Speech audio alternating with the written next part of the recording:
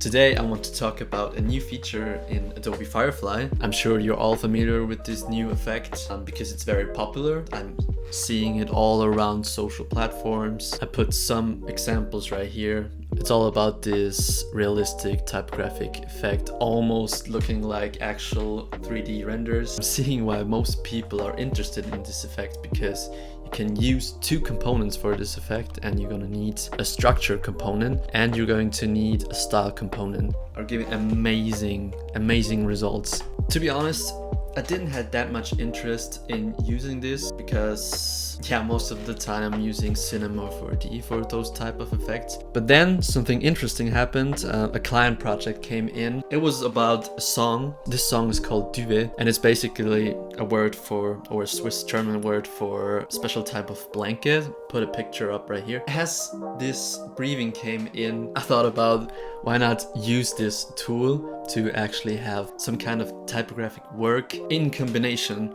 with this material or this structure, and Adobe Firefly, or this new tool, was the perfect fit, literally the perfect fit to create this vision I had in my head.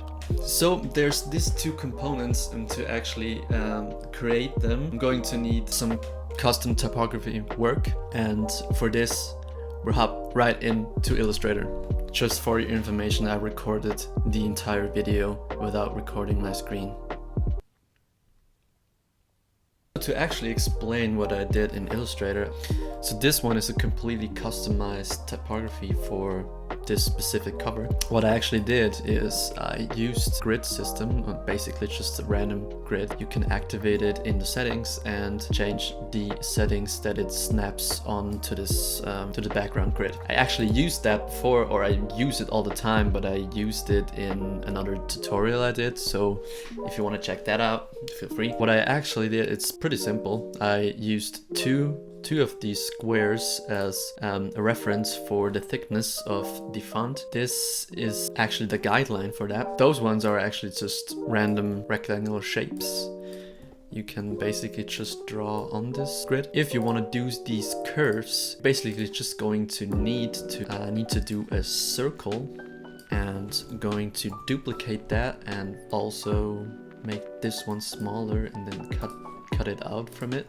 And after that, you can basically draw another rectangle shape to cut out the pieces you don't need. Cut it out, and then you have this shape right here. And yes, that's basically how this one was created. Later on, I made it a little bit bolder, especially for this AI. It's the material I used, this blanket or this duvet material, showing its full potential when you have bigger surfaces to put it onto, or the AI is put it onto. So I gave this one an outline, or a thick outline. And in a second step, I basically did fill up these gaps, so the AI later on can also generate these spots in between. That is very important. And with that done, this is the graphic part. So this is your graphic component, or your structure component is basically the guideline for the material to fill it in and basically shape it into.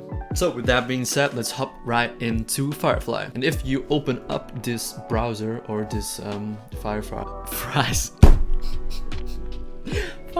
okay.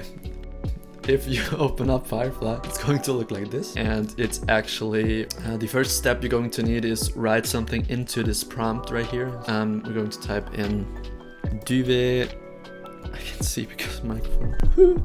Photorealistic, isolated on white background, material, maybe cloth. I'm not an expert on this, but maybe also check out other videos where people are filling up this prompt. It definitely is some science behind it. Yeah, if you're familiar with these tools, it's very crucial to get like the right keywords in your prompt to basically get the results you want. And that's where I think most people like frustrated very quickly, because it's not actually giving the output they want.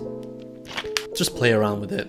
And when it comes to this tool, you really need to be patient with it. As soon as you're gonna write something in this prompt, you're gonna get to this side, and this is where all these tools, especially this structure reference and stuff like that, happens. But you got a reference right here, and the reference, this one is actually going to be the graphic we made. So this in this section right here. So going to need this one, and then we put it in, and we're gonna see a strength option right here. Gonna put it to max. This is basically the strength of this graphic, how much it's gonna be visible at the end. And if you put nothing into this, you can also use one of these pictures as reference. Gonna use it as composition reference or style reference. And the style reference, basically this photorealistic material you wanna put into this graphic shape.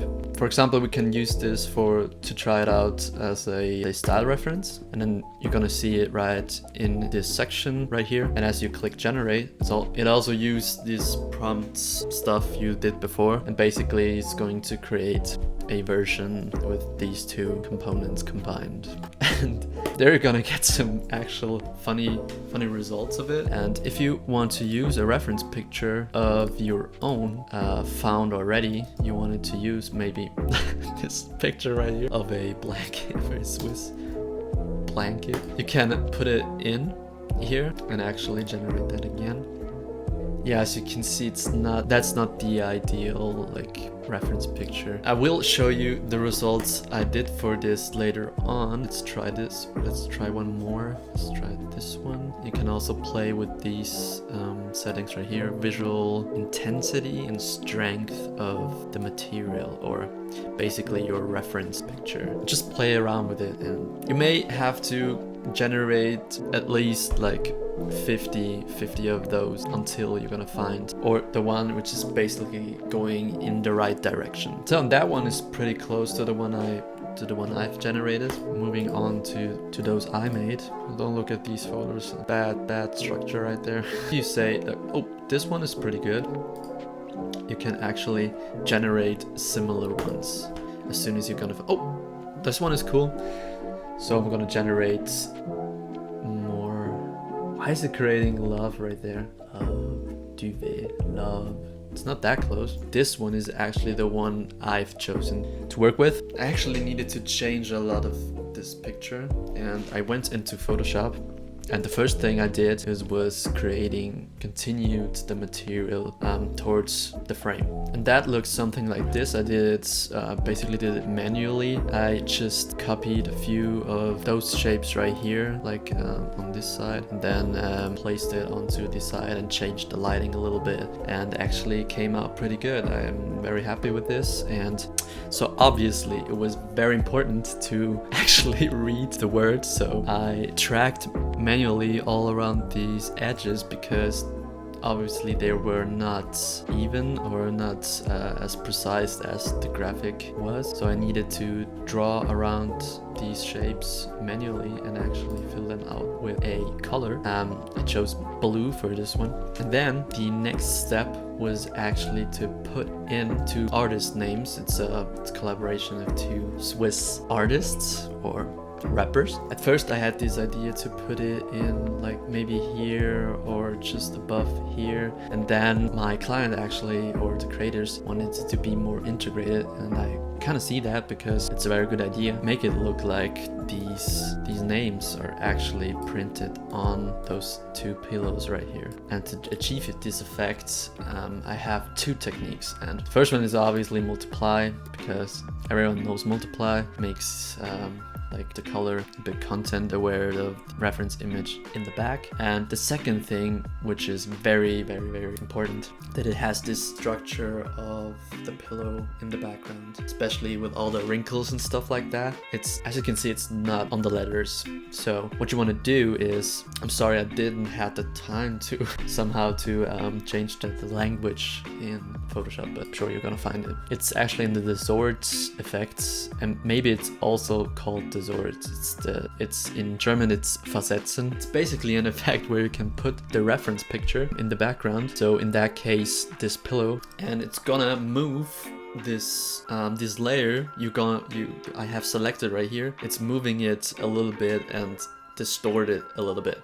So 10% on every side is going to be enough for this one. What's important, you're going to need a picture of the structure in the background, and it's gotta be a Photoshop file. As you can see, you cannot like choose JPEGs or anything like that. This as a reference. And as I'm opening it, as you can see, it's going to match the structure in the background, and this is actually, it's a game changer. Yeah, this is basically how this cover was created. I'm very happy with it, and the client is happy too, or both of those wrappers in the label. And yeah, for me this project was the ideal situation to use this strategy, because I didn't have the intention to use it at first. And with that being said, I can end this video. So this is my approach. Let me know what you think in the comments, and see you guys in the next video. Peace out.